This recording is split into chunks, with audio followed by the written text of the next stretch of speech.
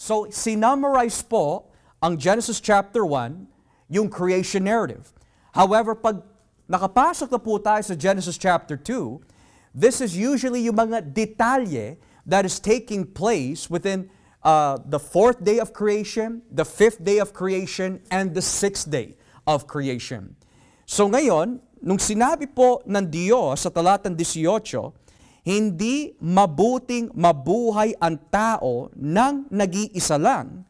It is not good for man to be alone. Ito naman po ang solusyon ng Diyos para sa lalaki. Kaya igagawa ko siya ng kasama na tutulong sa kanya at nararapat sa kanya. I will make a helper suitable for him. Now, there are two words na dapat po natin tutukan po dito. The word helper, tutulong, and the second word, suitable, nararapat sa kanya. So dito nakikita na ho natin ang magiging layunin ng Diyos kung bakit nilikha po niya ang babae. Number 1, to be a helper. And number 2, to be suitable for the man. Now, there are two Hebrew words na ginamit po dito. Number 1, yung salitang tutulong sa kanya ay nagmula po sa Hebrew word ezer. Ezer. Ang kanyang lilikhain ay magiging isang ezer para sa lalaki. Now, the Hebrew word ezer, mga kapatid, simply means to help, to give aid. Subalit, ang salitang ezer ay minsan ginagamit patungkol po sa gawa ng Diyos. Halimbawa, kung atin po titignan saglit sa Salmo 121. Salmo 121. So paano po gamitin ang ezer might be the question. Salmo 121, talatang 1. Talatang 1. Psalm 121, verse 1. Ito po ang sinasabi ng salita po ng Diyos. Tumitingin ako sa mga bundok. Saan kaya nanggagaling ang aking saklolo? Ang tulong para sa akin ay nanggagaling sa Panginoon na gumawa ng langit at ng lupa. So dito, makikita po natin kung paano po gamitin yung Hebrew word na ezer, which means help, or to provide aid, or here, divine assistance. Sabi po sa Salmo, I lift up my eyes to the mountains. Where does my ezer come from? My help. Secondly, in verse 2, my ezer, or my help, comes from Yahweh, the maker of heaven and earth. So nakikita ho natin kung paano po gamitin ang salitang ezer sa ganitong klaseng paggamit in the Hebrew Scriptures. So yung una, sinabi po ng Biblia, gagawa ako ng isang ezer, someone who will assist, someone who will give aid, someone na tutulong sa kanya. And then nakita po natin kanina yung ikalawang function ng salitang ezer in the Hebrew Bible, which ginamit po sa Salmo, yung help ay nanggagaling sa Diyos, divine assistance. Pero minsan, ang salitang ezer, mga kapatid, has a military use po dito. It refers to someone na mapagkakatiwalaan, maasahan, someone who is a reliable and dependable partner.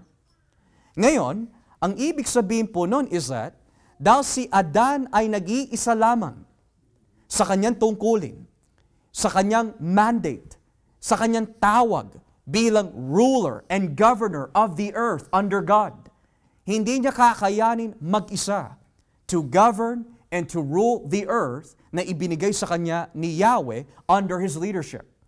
Kaya ang ginawa po ng Diyos is, in the narrative of Genesis 2, lumikha po siya ng mga cattle, lumikha po siya ng mga iba-ibang klase at uri ng mga hayop, at ipinadala kay Adan, showing him that wala siyang kauri. Showing him na wala po siyang katuwang na kauri ho niya. Kaya sabi po ng Biblia, gagawa ako ng isang katuwang, katulong para kay Adan, na magiging nararapat at suitable for him. So kanina, yung unang word na ginamit for help is ezer. Someone who will give aid. someone who will give assistance, someone who will give help para sa lalaki. Pero yung ikalawang word na ginamit po dito is, ang gagawin po ng Diyos na babae is, someone who is suitable. Which here, yung ginamit na salita ay nararapat sa kanya, which in Hebrew, kenegdo. Yun ang ginamit po dito.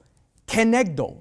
This means someone who is equal and who will magiging complement po sa kanya. Nang ibig sabihin, magiging katuwang po niya and is equal na mag-fulfill ng mga kakulangan ng lalaki. Kung ano po yung lacking sa lalaki, the woman will fulfill that. And vice versa. At dahil po ang lalaki, mga kapatid, is lonely, ang babae po ang naging kasagutan ng Diyos para sa kanya upang matupad po niya ang kanyang tawag at we could say tungkulin for governing the earth. So now, kapag tinignan naman po natin mga kapatid, ang talatang 20, sabi po ng Biblia, inulit na naman, kaya pinangalanan ng tao ang mga hayop na nakatira sa lupa, pati ang mga hayop na lumilipad. Pero para kay Adan, wala kahit isa sa kanila ang nararapat na maging kasama niya, na makatulong sa kanya. So inulit na naman yung dalawang words. Pero para kay Adan, there is no helper. Para kay Adan, there is no one suitable. Para kay Adan, wala siyang katuwang. Para kay Adan, walang nararapat sa kanya. So kapag ang Biblia may binabanggit po in the same section more than once, ine-emphasize po dito yung kahalagaan at importance ng nais iparating po na may akda in their teaching of the Word of God. Dito, inulit po 2 times in the same section yung salitang helper and suitable. Helper and suitable. So ngayon, ano po ang ginawa ng Diyos? Well, ayon po sa talatang 21, ito po yung masasabi po natin, the first miraculous surgery upon man. Verse 21. Kaya pinatulog ng Panginoon Diyos ang tao ng mahimbing. At habang natutulog siya, kinuha ng Panginoon Diyos ang isa sa mga tadyang ng lalaki at pinaghilom agad at pinagkuhanan nito. Ang tadyang na kinuha ng Panginoon Diyos sa lalaki ay nilikha niyang babae at dinala niya sa lalaki. Now notice the narrative. Ang sabi ng Biblia, God took from the man, called that creation babae, and brought that woman to the man. I want you to keep that in your thoughts, mga kapatid. Yung phrase po na ito, God brought the woman to the man. That will play a very important part in the narrative ng buong Biblia. Now, nung dinala po yung babae sa lalaki, sabi ng salita ng Diyos in verse 23, sinabi ng lalaki, narito na ang isang katulad ko, which means someone who is his equal when it comes to creation. Someone who will become his complementarian in creation. Buto na kinuha sa aking mga buto, at laman na kinuha sa aking laman. Tatawagin siyang babae dahil kinuha siya mula sa lalaki. Now, bakit po natin pinag-aaralan ho ito? Because kapag nalaman po ng lalaki ang tawag at disenyo ng babae, at kapag nalaman po ng mga kapatiran na babae, the reason for their creation, design, and giftedness, everything about them sa kanilang tawag, sa kanilang pagkalikha, and everything else is going to be smooth and we could say work out well. In the home, in the church, and in your personal life. Ang madalas po natin naririnig po is this, bakit hindi kami nagkakasundo in marriage? Bakit kami hindi nagkakasundo in parenting? Bakit kami hindi nagkakasundo when it comes to raising up children, sa unity in the home? Or maaari, bakit ang babae hindi pwede sa ganito in the church, pero dito lang siya? Kapag naunawaan po ng isang babae mula sa Biblia ang kanyang tawag and the nature of her creation, magkakaroon po siya ng kapayapaan sa isip, sa puso, at gagamitin po siya ng Diyos na malakasan to her original destiny for her creation.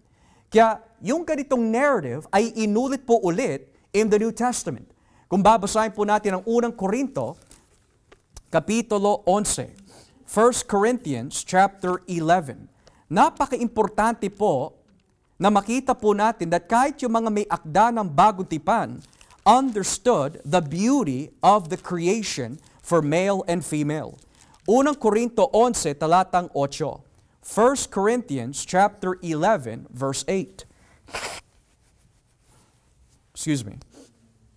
Sabi po dito sa unang Korinto 11:8, sapagkat hindi naman nilikha ang lalaki mula sa babae, kundi ang babae ang nagmula sa lalaki. At hindi naman nilikha ang lalaki para sa babae, kundi ang babae para sa lalaki. Now if you skip down to verse 11, ngunit dapat ninyong tandaan na sa buhay natin sa Panginoon, kailangan ng babae ang lalaki. At kailangan din ng lalaki ang babae. Dahil kung nagmula ang unang babae sa lalaki, ang lalaki naman ay ipinapanganak ng babae. At ang lahat naman ay nagmumula sa Diyos. So here's what's interesting. Yung narrative na nakita po natin in Genesis 2 is still continuing in the New Testament. At si Pablo bilang isang iskolar ng Lumang Tipan, nauunawaan po niya yung implications of design for male and female. Sabi po ng Biblia, the man needs the woman. The woman needs the man. The woman was designed for the man. Pero the question is, bakit nga po ba nilikha ng Diyos ang babae? Well, in history, iba-iba po ang opinion po nito. Feminism, on the other hand, the feminist movement, ang katuruan po nila, woman, or women rather, in the plural, is more superior than man. In feminism, tinuturo po nila that women is the head of the household, not necessarily the man. In feminism, tinuturo po nila that women should deserve a higher pay or if not equal to man. So yun po ang pananaw ng feminist movement. Habang ang iba naman, ang purpose lamang po ng babae is to get married, bear children, at hanggang nun lang. Para naman po sa iba, ang babae, based on her design, ay kailangan manatili lang sa bahay, hindi siya pwede lumabas, hindi siya pwede mag-earn ng income, hanggang dun lang siya, tagalinis lang siya, tagaluto lang siya, tagagawa lang ng bata, hanggang dun lang siya. Pero sa Biblia, makikita po natin mamaya kung ano po talaga ang tawag ng babae, whether she is married or not married. Now, bakit nga po ba nilikha ng Diyos ang babae? Well, basahin po natin ang Genesis chapter 1, talatang 27. Genesis chapter 1, talatang 27.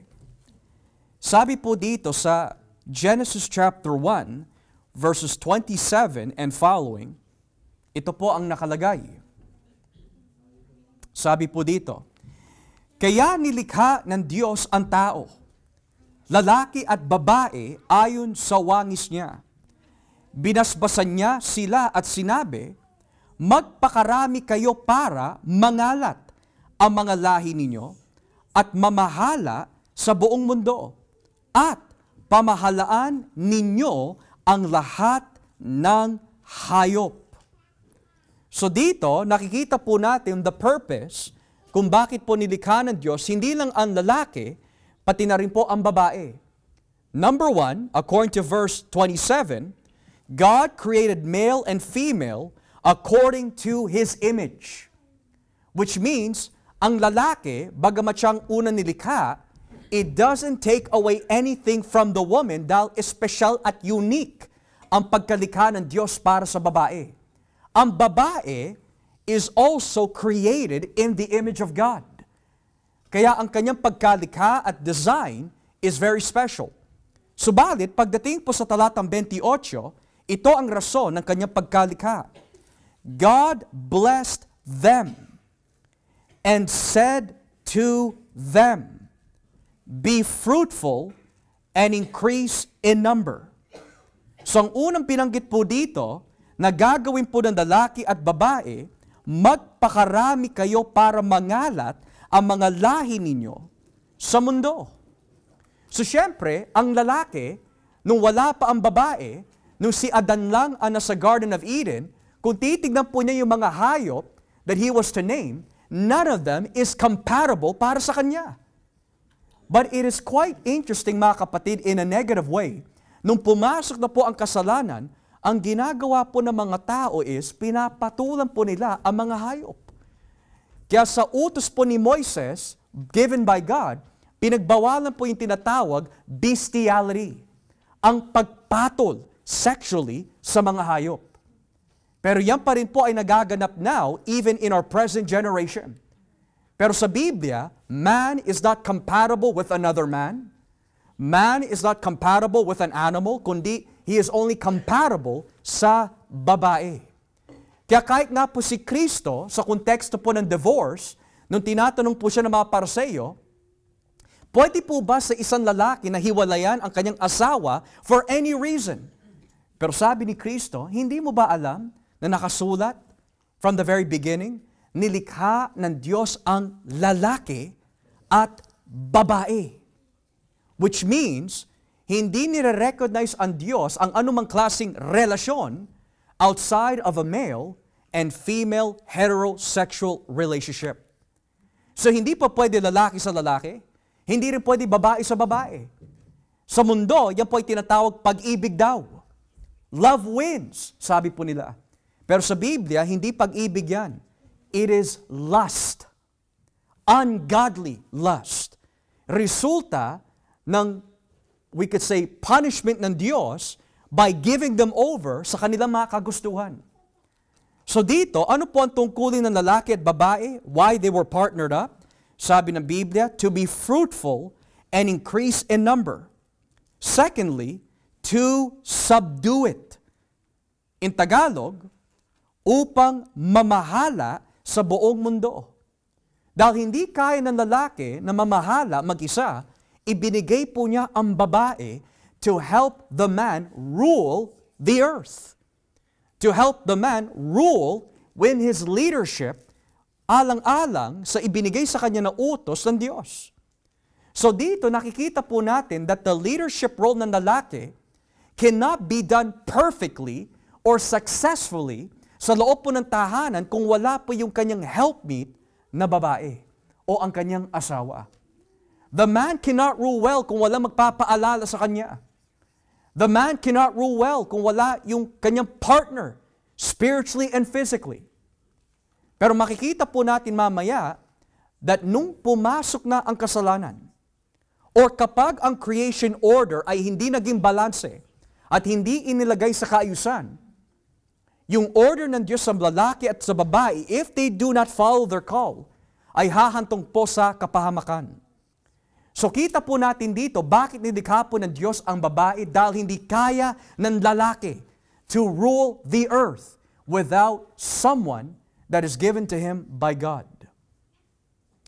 Now, sabi din po ng Biblia dito, ano yung extent ng kanilang pamamahala? Sabi ng Biblia, in verse 28, at pamahalaan ninyo ang lahat ng hayop. So hindi lang po rulership ng lalaki, pati na rin po the woman is a part of that rulership. Now it's interesting kasi sa mga commentators and theologians ng book of Genesis, ang sinasabi po nila in a very poetic form and expression that si Adan po is pictured as king. Pero ang isang hari, hindi pwede maghari well kung wala po siyang queen. So here, we see both king and queen narrative in creation. Pero sa ating mundo, iba ang kanilang pananaw. Ang babae ay katulong lang. Ang babae is nothing more than a maid, nothing more than a cleaner, baby maker, hanggang dun lang. She's nothing more than a chef. Pero sa Biblia, ibinigay din sa kanya as leadership role in the sense to assist her husband in leadership. Ngayon, babasahin ko po sa inyo mga kapatid, in the book of Genesis, kung ano po mangyayari kapag ang lalaki does not fulfill his role at kapag ang babae does not fulfill her role. What happens kapag ang lalaki does not fill his leadership role? At ano po ang maipapakita sa atin ng Biblia kapag nanguna ang babae sa leadership ng lalaki? Well, basahin po natin ang Genesis chapter 3. Genesis chapter 3, talatang 1. Genesis 3, verse 1. Excuse me. Sa lahat ng hayop na nilikha ng Panginoon Diyos, ang ahas ang pinakatuso. Minsan, tinanong ng ahas ang babae, totoo bang pinagbabawalan kayo ng Diyos na kumain ng bunga ng alimang puno sa halamanan? Sumagot ang babae, makakain namin ang kahit anong bunga ng puno rito sa halamanan, maliban lang sa bunga ng puno na nasa gitna ng halamanan. Sapagkat sinabi ng Diyos na hindi kami dapat kumain o humipo man lang ng bunga ng punong iyon. Kapag ginawa namin iyon, mamamatay kami. Pero sinabi ng ahas, hindi totoong mamamatay kayo. Sinabi iyan ng Diyos dahil alam niya na kapag kumain kayo ng bungang iyon, mabubuksan ang mga isip ninyo at magiging katulad niya kayo na nakakaalam kung ano ang mabuti at masama. Nang pinagbasdan ng babae ang puno, napakaganda nitong tignan. At ang bunga ay parang masarap kainin. At dahil sa pagnanais niya maging marunong, pumitas siya ng bunga at kumain ito. Binigyan din niya ang kanyang asawa na kasama niya at kinain din ito. Now, originally, ano po ang tungkulin ng babae at lalaki? To rule the earth faithfully under God.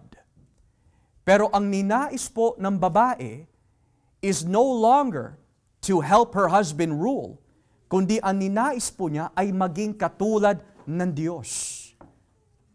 Nakikita ho natin kapag hindi tayo dumalakad sa ating mga tawag na ibinigay sa atin ng Panginoon, and we divert from our calling and responsibility, ang maging kahinatnan po nito ay kapahamakan. Biro mo, hindi na kailangan magtrabaho si Adan. At hindi na po pwede, or rather, hindi na kailangan pa manganak ang babae in pain. Pero dahil lumihis sila to their original call, instead of ruling the earth, ang ginawa po nila, they wanted to be like God. Nais po nila agawin yung pwesto ng Diyos. Kaya tingnan niyo po ang naging sumpa ng Diyos sa kanila.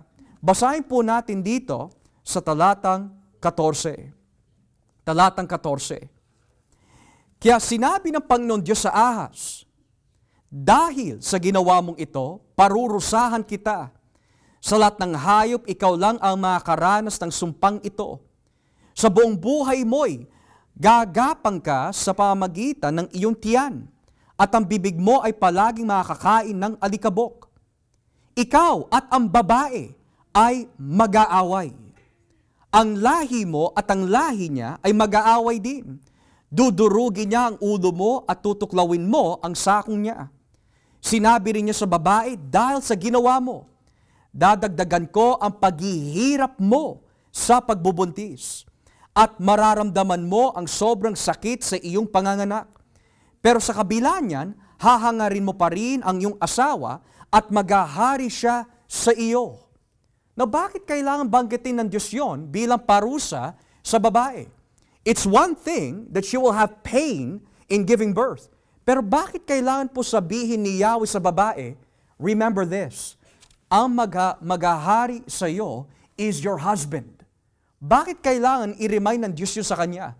Dahil ang ginawa po ng babae, she wanted to take the role of leadership. Hindi niya tungkulin yun. Her job was to assist her husband as queen in leadership. Pero ang ginawa po niya, pinangunahan po niya ang kanyang asawa, and instead of tulungan niya ang kanyang asawa, pinahamak po niya ang kanyang asawa, pero hindi lang kasalanan ni Eva lang ho yun. Ninais din ni Adan na maging Diyos. So ngayon, anong mangyayari? pinapaalala ulit ni Yahweh sa kanya, your husband will rule over you. Which means submission to your husband. Because you led out of order when you were not supposed to. That led to destruction.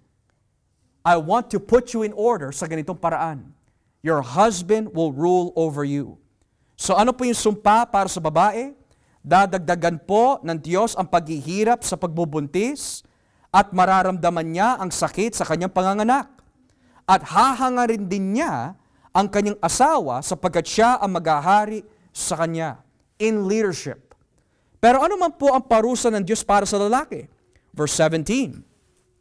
Sinabi rin niya sa lalaki, dahil naniwala ka sa asawa mo at kumain ng bunga ng punong kahoy na ipinagbawal ko sa inyo, susumpain ko ang lupa. Kaya sa buong buhay mo ay magpapakahirap ka ng husto para makakain.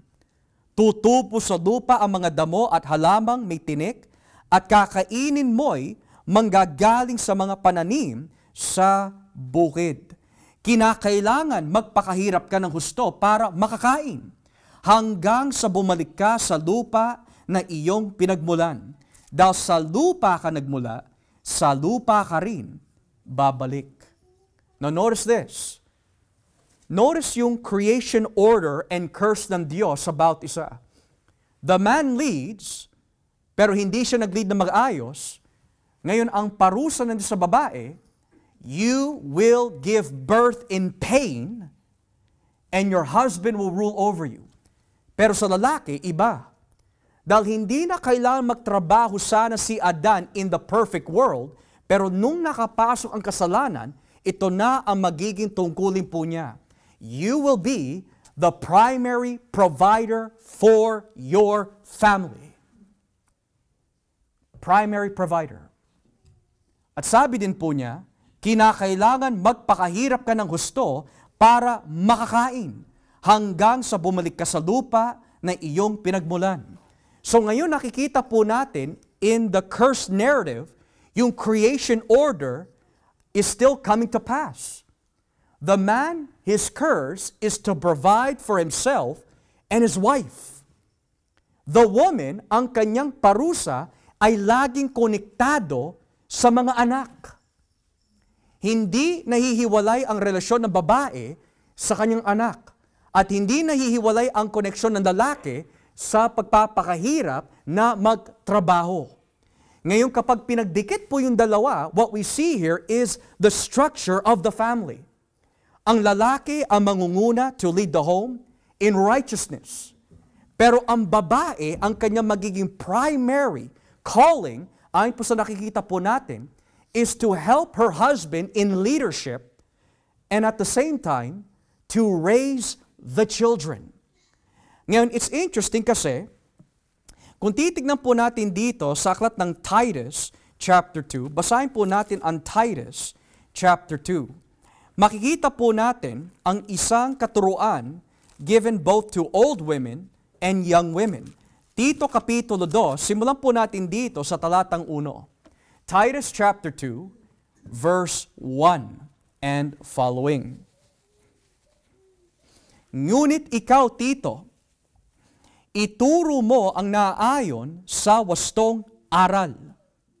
Ang mga nakatandang lalaki ay turuan mong maging mahinahon, marangal, marunong magpasya kung ano ang nararapat, at matatag sa pananampalataya, sa pag-ibig at sa pagtitiis. Ganoon din sa mga nakatandang babae. Turuan mo silang mamuhay ng maayos bilang mga mananampalataya, huwag silang mapanira sa kapwa, at huwag maging mahilig sa alak. Dapat ay ituro nila ang mabuti upang maturuan nila ang mga nakabatang babae na mahalin ang kanilang asawa at mga anak. Marunong magpasya kung ano ang nararapat. Malinis ang isipan. Masipag sa tahanan. Mabait at nagpapasakop sa asawa upang hindi mapintasan ang salita ng Diyos na ating itinuturo. So again, nakikita po natin, even in the New Testament, Nauunawaan po ng mga authors of the New Testament yung divine call of God para sa babae. A special and important calling. Notice yung nabanggit sa Genesis, sa nabanggit po sa Titus 2. Ang babae, konektado po siya sa mga bata.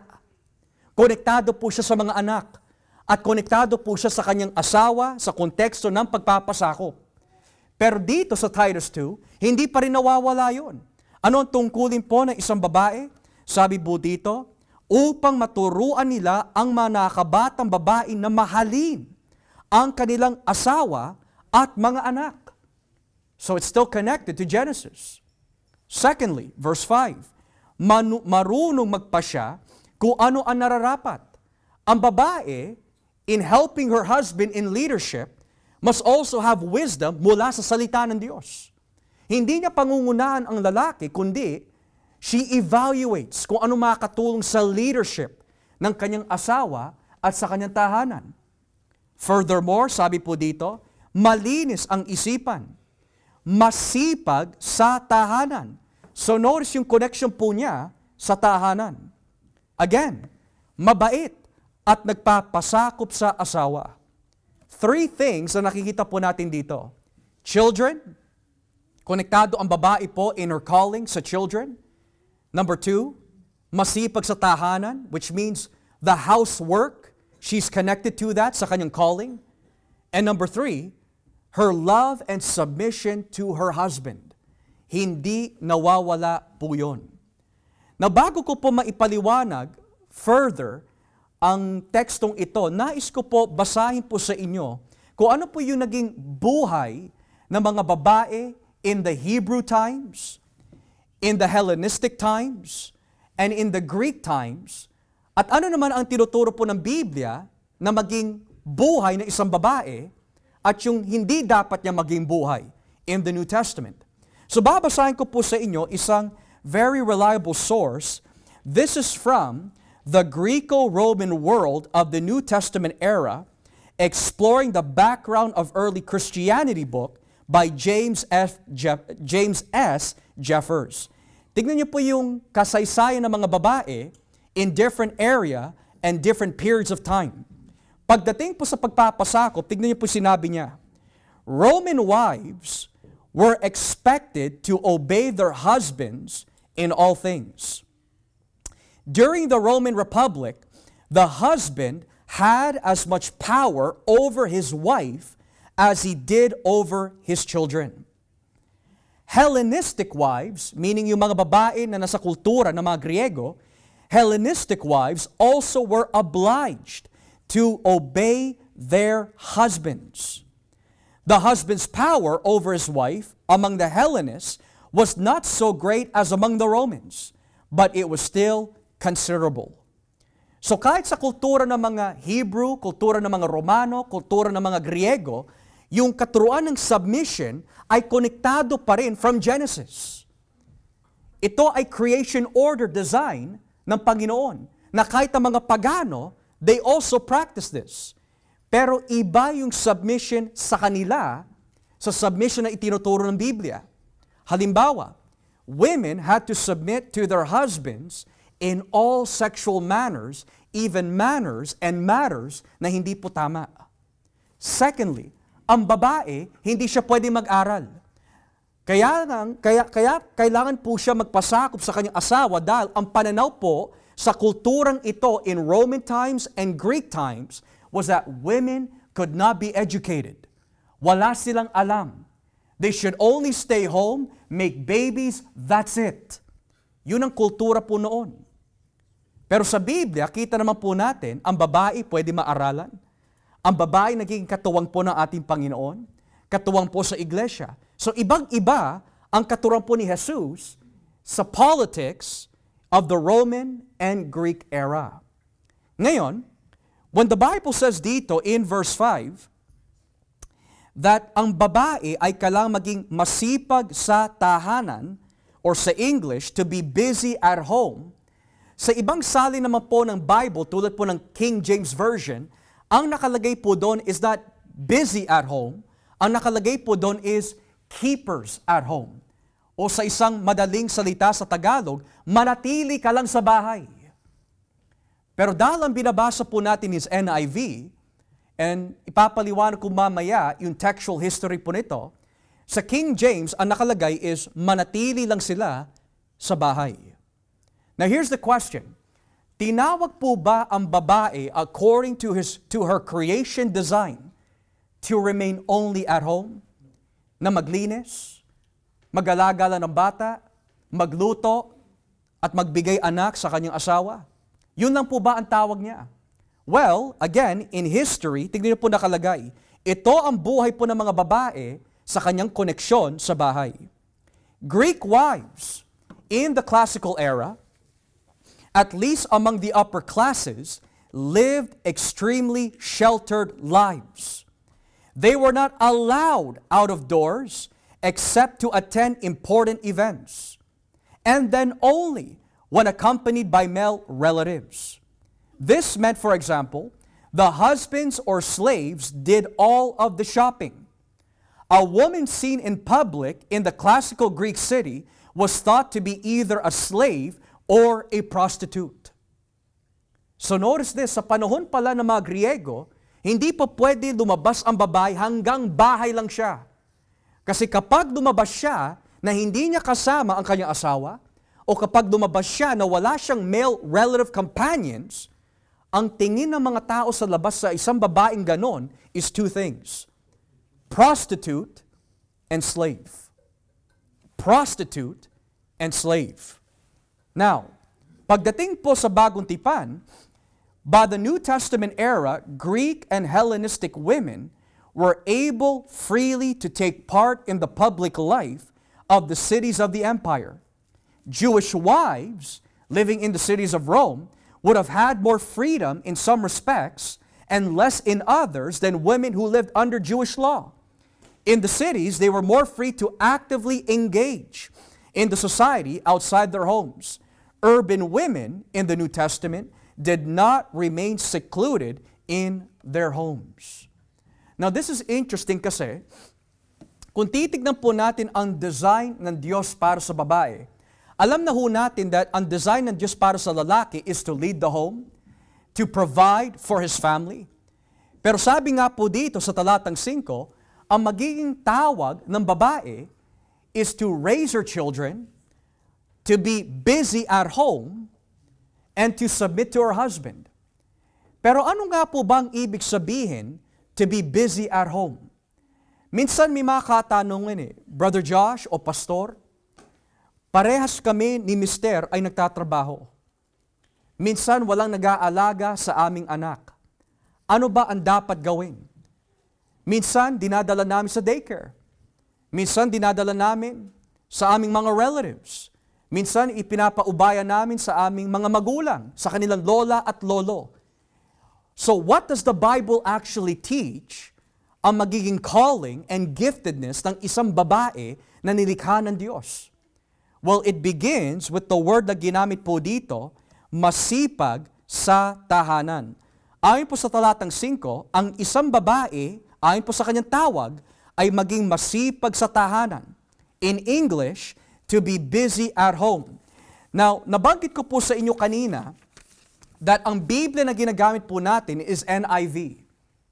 Halos lahat ng mga modernong English Bible translations ay mapagkakatiwalaan in accuracy. Now, kung ikukumpara po ang NIV, ESV, NASB, CSB, NET, at ikukumpara po natin sa King James Version, magkakaroon po sila ng differences sa kanilang translation dahil sa mga manuskrito na kanilang ginamit. Ang ating mga Bible translations, mga kapatid, ginagamit po nila yung mga sinaunang manuskrito that starts from the 2nd century all the way down. Pero ang ginamit po na manuscript tradition and foundation ng King James Version ay mga very late and old manuscripts na po, dating from 8th century hanggang 14th to 16th century. Na bakit ko po kailangang ipaliwanag ho yun? Here's the reason why. In Titus 2:5, in your English translations that are modern, ang nakalagay po is keepers at home or busy at home. Pero sa King James, iba. It is to remain at home. Now, alin po sa dalawa ang tama? Well, sa tekstong Griego, sa mga early manuscripts po natin, nung sabihin po ng Biblia that women are to be workers at home, in your early translations, ito po nakalagay, oikorgus agathos. Ang ibig sabihin po ng salitang oikorgus comes from two Greek words, oikos, meaning home, and ergos, meaning worker. Kaya kapag pinagsama po yung dalawa, oikorgus, what you have is, ang tawag ng babae is to be a worker at the home. Pero ang nakalagay sa King James translation, mula sa mga manuskrito na kanilang ginamit, is not oikorgus, kundi oikorus. Hindi oikorgus, kundi oikorus, which means manatili lang sa bahay. Kaya ang naging commentary ng mga sinuunang theologians na may King James Bible lang is that, nung binasa po nila ang talatang 5, ang tawag lang ng isang babae ay manatili lang sa bahay.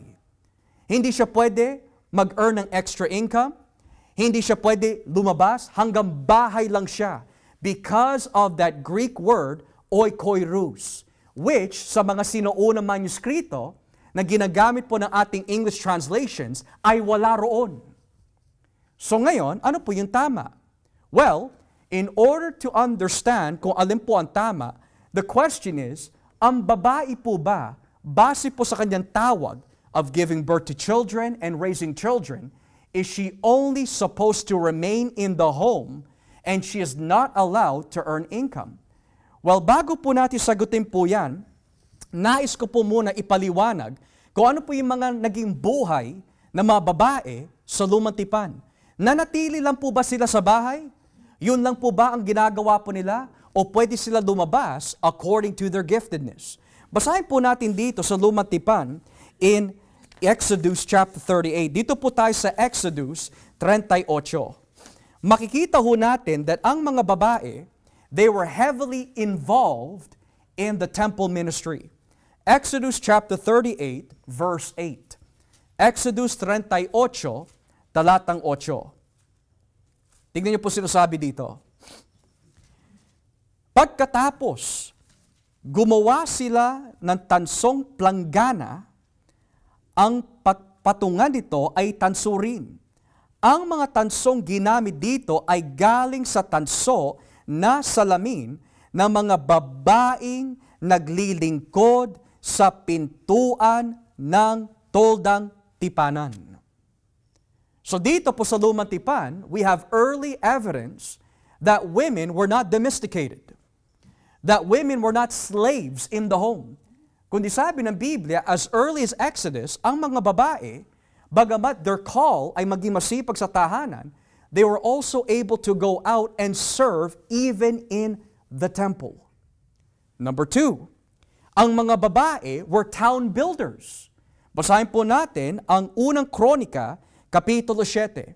Unang Kronika, Kapitulo 7, talatang 24. Unang Kronika, 7, talatang 24. Sabi ng Biblia, may anak na babae si Ephraim na si Shira. Siya ang nagtatag sa itaas at ibabang bahagi ng Bet-Horon at ng Uzen, Shira. Nang ibig sabihin, yung Ben-Horon at Uzen were towns. At sino po ang naging builder of those towns? Mga babae. Katuwang ang kanilang mga ama o mga asawa. Furthermore, ang mga babae in the Old Testament were also workers of the temple building and walls. Basahin po natin dito sa Nehemiah chapter 3. Nehemiah chapter 3, beginning at verse 12. Sabi po ng Biblia sa Nehemiah kapitulo 3, talatang 12, ang sumunod na nagtayo ay ang anak ni Halohes na si Shallum, na pinulahating distrito ng Jerusalem. Tinulungan siya ng mga anak niyang babae. Now, ang konteksto ng Nehemiah 3 ay ang pag-build ng temple walls. At sino po ang naging katuwang ng mga lalaki sa pag-build ng mga temple walls? Ang mga babae.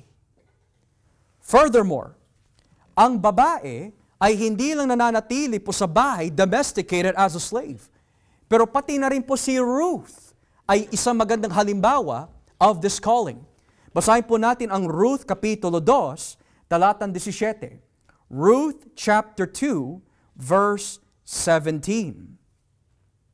Sabi po dito sa Ruth chapter 2, verse 17. Kaya, namulot si Ruth ng mga nalaglag na uhay hanggang sa lumubog ang araw.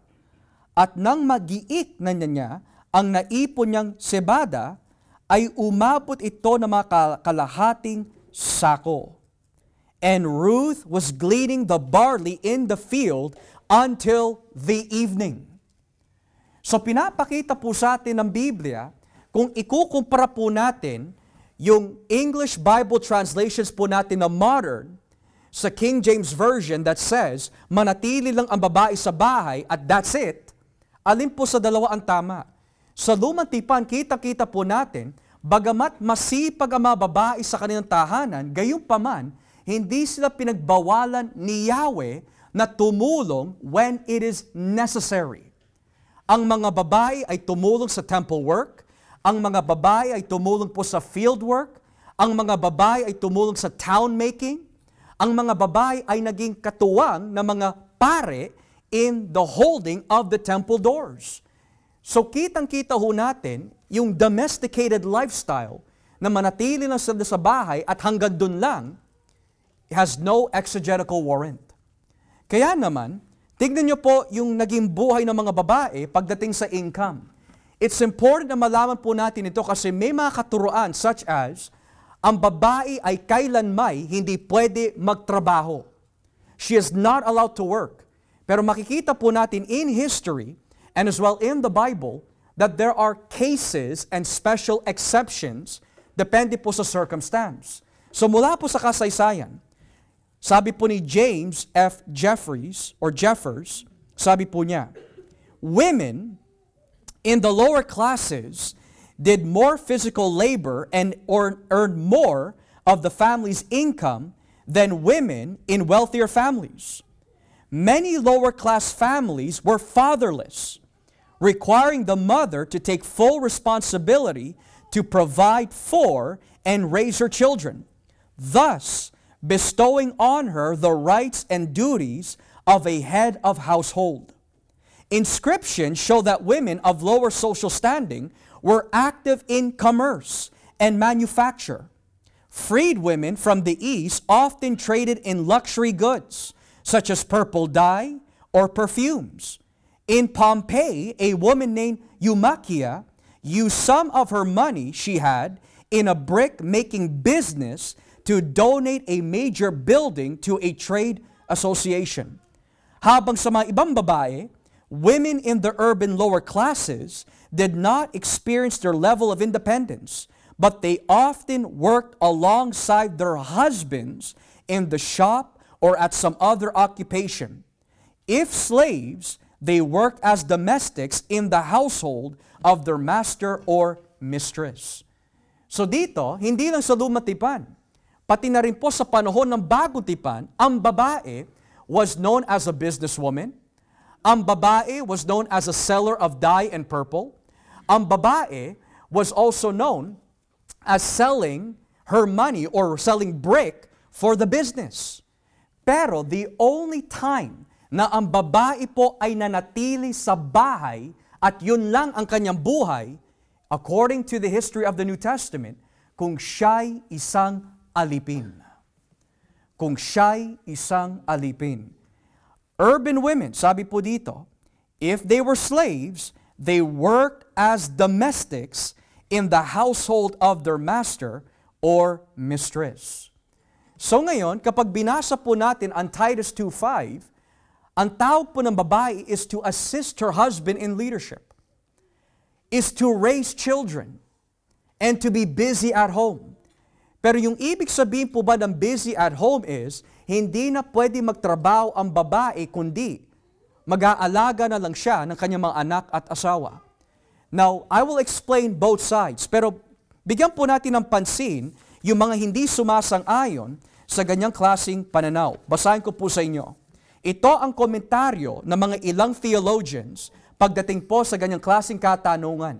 Should a woman, according to her design and creation, manatili lang sa bahay, hindi na siya magtatrabaho, ang lalaki lang ang gagawa ng lahat? Ito po sinabi ni Robert Yarbrough sa kanyang komentaryo. Paul is not locking women up in the kitchen and cleaning supply closet. The Paul of the New Testament knows women moving about public is normal in the Greco-Roman world, and this was not like the Taliban society. Nothing in the New Testament suggests that Paul or Jesus had a draconian intent to restrict women's public presence or movements. While there is truth in saying that Paul's direction to Titus reflect the Semitic and Hellenistic ideal that women remain at home and discharge domestic duties, it is hermeneutically unwarranted to press this definition to mean that women must not go nowhere else and do nothing else but stay home. Paul is not putting Christian women under marital house arrest, but calling them to diligence in and full attention to the ordering of household matters. Here's another one. William Mounce. Oikurgas, which is working at home, contrasts with the conduct of the younger Ephesian widows who were last and ran from house to house. It is a rare word. It does not require a woman to work only at home, but it does state that she does have duties at home. Larry J. Perkins, sabi po niya, the form oikurgas is quite rare. Given that this list of attributes focuses upon moral elements, the sense of this noun would be that these Christian women would be devoted to the good care of their own homes. John Calvin, sabi po niya, in short, he wishes women to be restrained by conjugal love and affection for their children. He wishes them to rule their own house in a sober and orderly manner. Forbids them to wander about in public places, yung pagchichismis daw. Bids them to be chaste, and the same time modest, which means kailangan maging maayos ang pananamit ng mga babae. Hindi provocative, hindi secular in the sense na mahalay, kundi she's modest. And the same type of modest, to be subject to the dominion of their husbands. For those who excel in other virtues sometimes take occasion from them to act haughtily, so as to be disobedient to their husbands. Now, yung mga may Reformation Study Bible, ito pong komentaryo ng Reformation Study Bible, page 2182. This does not forbid the employment of women elsewhere. Paul is concerned to prevent these women from idleness and being busybodies. Contrast the behavior of some of the younger widows at Ephesus. Furthermore, Charles L. Quarles, it is not a sin for a wife to work outside the home, but Paul shows that her responsibility is to her family, which is of greater importance. John Stott, it would not be legitimate to base on this word either a stay-at-home stereotype for all women or a prohibition of wives being also professional women. What is rather affirmed in this text is that if a woman accepts the vocation of marriage and has a husband and children, she will love and not neglect them. Home lovers sums up well what Paul has in mind. What he is opposing is not a wife's pursuit of a profession, but the habit of being idle and going about from house to house. And lastly, George W. Knight, in Recovering Biblical Manhood and Womanhood, page 417.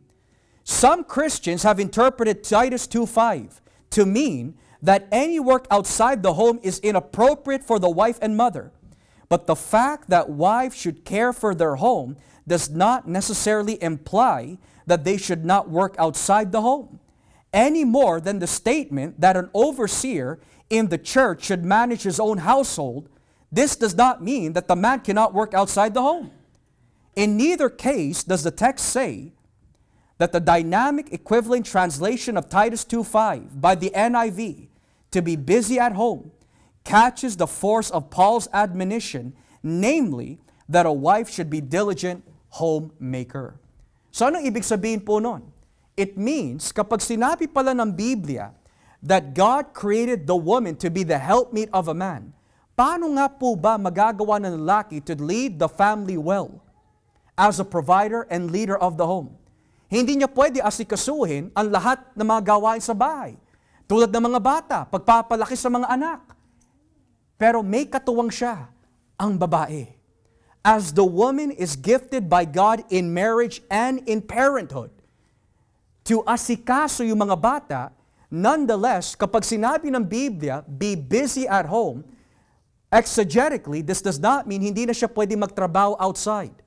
Why? Because makikita po natin mamaya sa Biblia, ang babae, she can fulfill her role as supporter and mother and helpmeet while she's at home and working at the same time.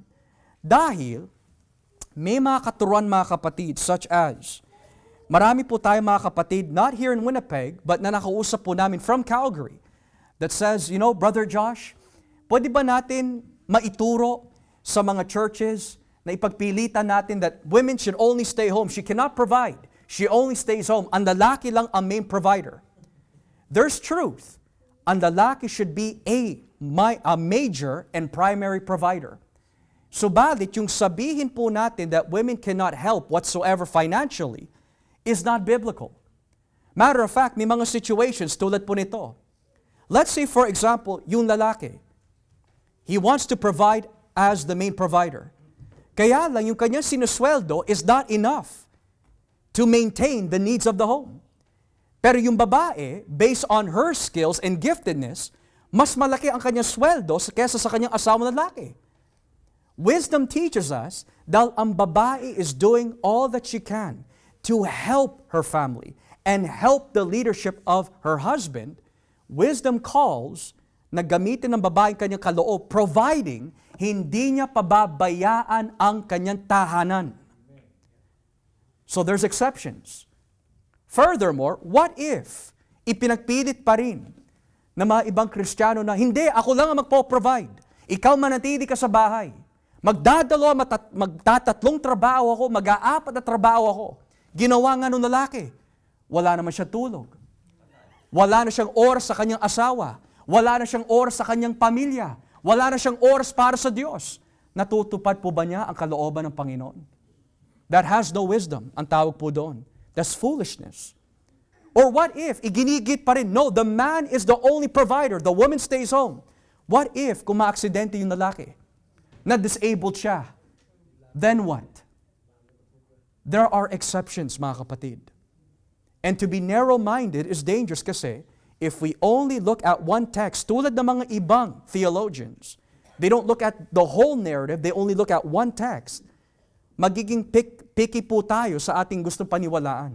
Kaya nga, ang tawag ho sa atin, tota scriptura. We believe the whole Bible, not just some passages, kundi lahat. So ngayon, kung ang babae in her giftedness, ayon po sa Biblia, does not just stay at home, kundi when necessary, tutulong siya financially when it is necessary, meron po ba to support in the Bible? Basahin po natin in Kawikaan 31.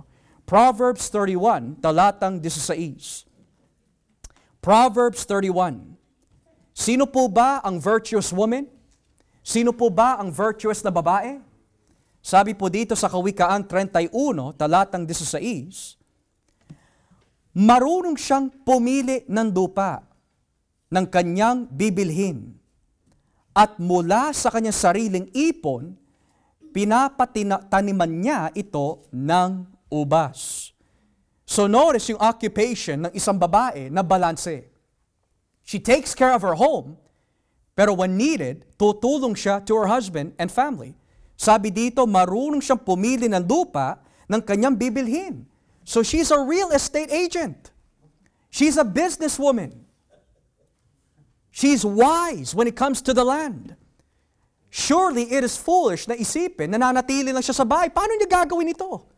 Kung nananatili lang po siya sa bahay. But when necessary, tutulong po siya. Talatang 24, gumagawa rin siya ng damit at sinturon at ipinagbibili sa mga ngalakal. Which means, she is not only a land businesswoman, but she is also a maker of materials. At yung kanyang ginagawa, binebenta pa niya. She's also a seller. Pero notice this, hindi niya napapabayaan ang kanyang tungkulin bilang ina at asawa. Ngayon, sabi po sa talatang 21, hindi siya nag-aalala. Dumating man ang taglamig dahil may makapal siyang tela para sa kanyang pamilya.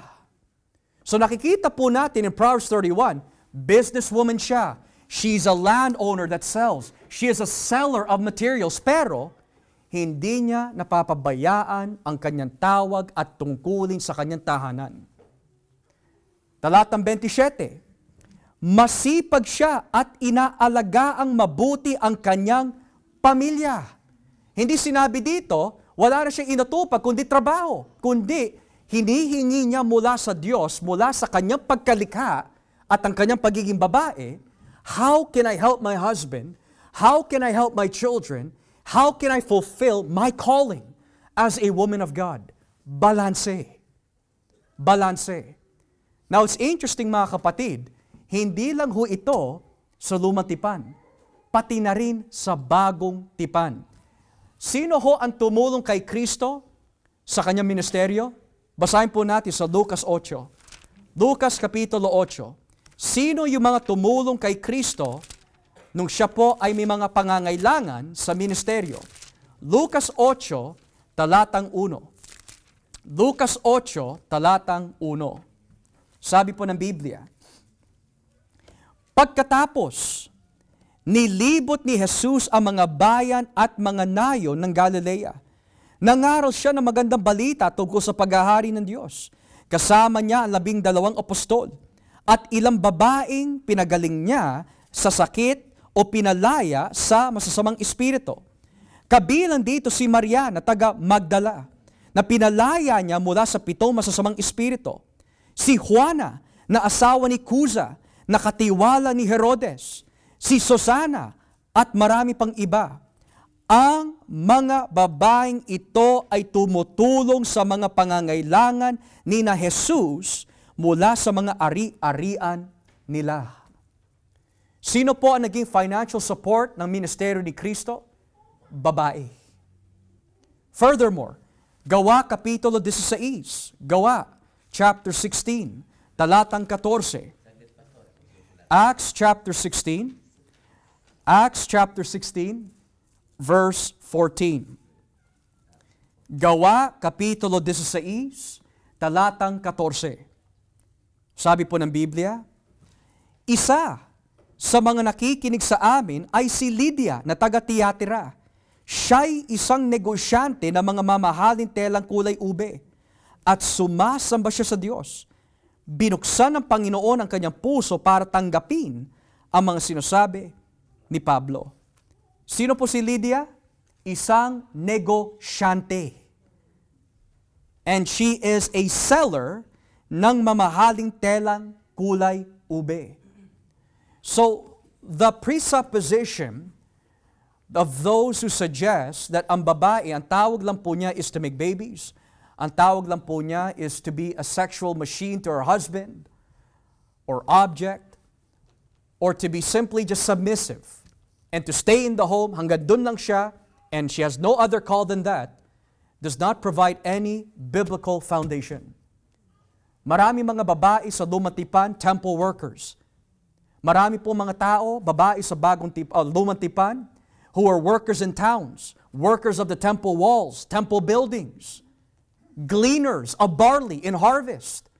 Sa bagong tipan, mga negosyante. At yung babae sa Kawikaan 31, balanse siya sa kanyang tawag. Ngayon, here is what is important. In the home, ito yung madalas po natin naririnig, in which I want to straightforwardly say, mga kapatid.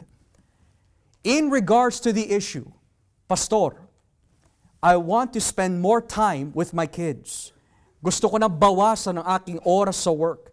Kaya lang hindi sapat ang mga sweldo namin if I were to do so. What should I do? Yan minsan ang sigaw ng mga ilang kapatiran na babae. Nararamdaman po nila yung pagod, nararamdaman po nila they want to stay home with their children. Pero dahil nga po of the expenses, they are forced to work. There are a few things we need to learn. Number one, ano po ba ang mga binabayaran? Is it necessary? O naglagay po tayo ng sariling pupukpok sa ating mga ulo? Well, Pastor, bumili po ako ng Corvette. Pastor, bumili po ako ng 10 Louis Vuitton na bag. Ngayon, na-max out na yung visa mo. And ngayon, magrereklamo ka why you have to work. Unnecessary labor. Number two, it could be because of unforeseen circumstances, due to necessity, kailangan mo talaga temporarily to do so. Pero naihihingi naman po sa Diyos yung karunungan and the opportunity kung tutuparin po natin ang kalooban ng Diyos. Number three, we could also say, may mga kapatiran at Kristiyano all over the world that are willing to give up certain things para lang mabawasan ang expenses. May mga Kristiyano na handa na ibenta ang kanilang mga bahay para lang matupad nila ang kalooban ng Diyos sa kanilang buhay. At meron naman, due to the blessings of God, bumili sila ng bahay, hindi para masabi may bahay sila, kundi, Panginoon, we buy this for the sake of the church, for the sake of hospitality. To which nakikita po natin sa Roma 16, that marami mga babae ang ginamit po ng Panginoon to have homes para alagaan ang mga kapatiran. So then, what should we do? So ito ang sinabi ni George Knight III. Here then are keys to the question of a wife and mother working outside the home. Is it really beneficial to her family? Yun ang unang tanong. Nakakatulong po ba ang pagtatrabaho? Kapag ikaw ay wala sa bahay, inaasa mo po ba ang mga magulang mo or babysitter o kaibigan mo o kapitbahay mo ang mag-aalaga sa kanila? So that's the first question. Is it beneficial to your children? Ang daing ng mga ilang kapatiran is this, Pastor, yung influence sa labas, ang lakas na ipoprovide namin yung pangangailangan ng aming asawa at pati na ng aming anak. Kaya lang, ang influence sa mga anak ay hindi nagiging positibo. Nadadala sila sa kamunduhan. Kaya tinawag ang babae to be close to her children and raise them up para mabantayan ang influence. Secondly, does it aid her husband in his calling? Which means, kung yung lalaki ang magiging main primary provider pero hindi sapat ang sweldo, at magdadalawang trabaho siya, magtatatlong trabaho siya, kaya lang napapabayaan niya ang kanyang leadership in the home, sabi ni Knight, is it beneficial to his leadership? So ngayon, kung mapapabayaan niya ang kanyang leadership ang tungkulin sa inyo, how can you help him? As a helper that is suitable for the husband. Thirdly, and does it in correlation with these first two bring good to others? Nakakatulong ba yung desisyon mo? Mananatili ka sa bahay o magtatrabaho ka outside the home? Does this bring goodness sa mga tao? Does it benefit them spiritually, physically, and financially? Can she do it while she is being faithful to her primary calling as wife and mother and to care for her home? Kung magtatrabaho man po ang babae, will she be able to successfully take care of her children will she be able to successfully serve her husband na walang hadlang sa oras? Kailangan humingi po tayo ng wisdom sa Diyos na mabalanse po yung mga bagay na ito. In the end, the woman who balances all things receives praise from her family and recognition for her labors because she has conducted the whole endeavor in obedience to the Lord she reverences. So ngayon, Pastor, sa lahat ng ating napakinggan, ano ang tama? Manatili o hindi manatili? May katuruan si Pablo sa unang Korinto 8 at Gs na nakalagay, ang lahat ng bagay is lawful, pero hindi lahat ng bagay ay nakakatulong. Is it lawful for a woman to work? Absolutely. But is it beneficial at the present moment? Yun ang kailangang pag-usapan. Sa mga lalaki, tinawag po tayo to provide for our homes. Kaya lang, kung aakuhin po natin lahat in the sense that we are going to be foolish, 3 trabaho, 4 na trabaho, 5 trabaho, kaya lang, wala ka ng oras for anything. Di ko lang alam kung matutulog ka pa nun. Ang sabi ho dito, is that wisdom? Is it beneficial? Nagagampanan po natin as provider, great.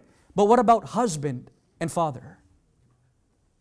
So, napaka-difficult po mga kapatid ang ganitong klaseng situation. And the reason why I want to share this, because this is the burden of many of you.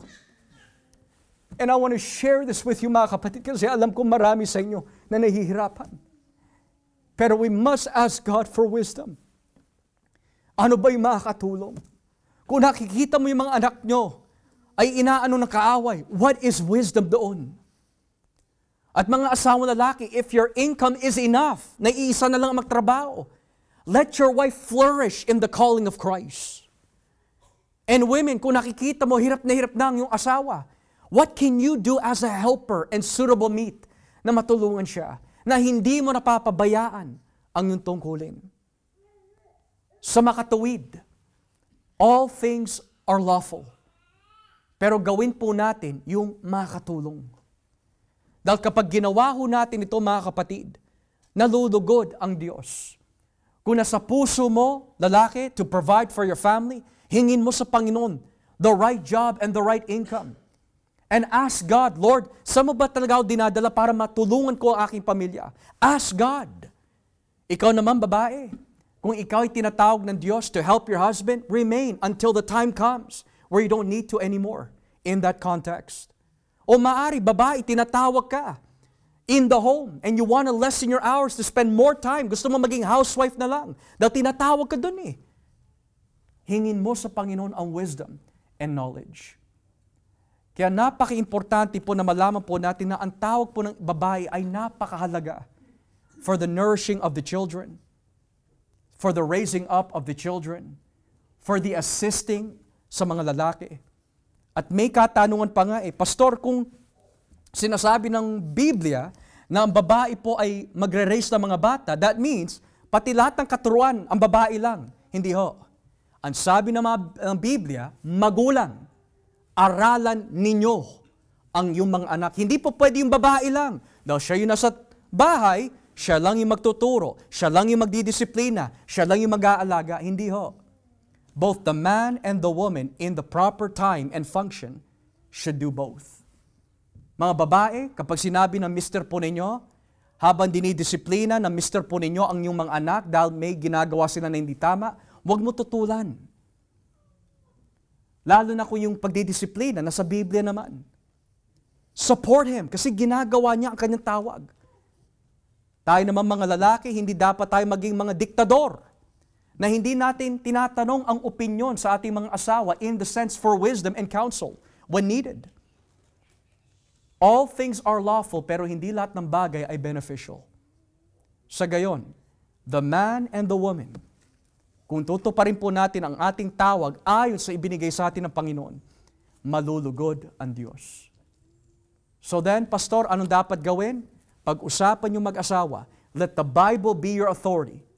And let God be God in our lives. Let God be God in our lives. As we close, ang babae ay ginamit ng Diyos na maging katuwang ng lalaki. Ginamit naman ni Satanas ang babae upang ibaksak ang lalaki. Pero ginamit pa rin ng Diyos ang babae upang maisilang ang Mesiyas, upang mailigtas tayo mula sa ating mga kasalanan. Malugod sana ang Panginoon sa ating desisyon bilang mga Kristiyano. As we pray.